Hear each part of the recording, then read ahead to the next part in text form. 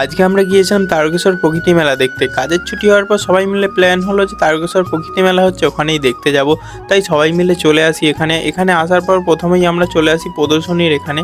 প্রদর্শনী এখানে আসার পর দেখলাম যে এখানে অনেক রকমের নানান রকম ফুল গাছ, সমস্ত রকম গাছ লাগিয়েছে।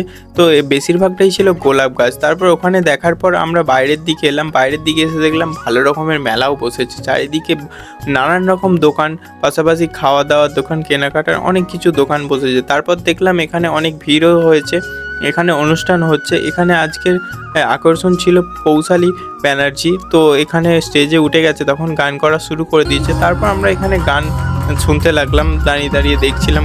খুব সুন্দর গান করেন।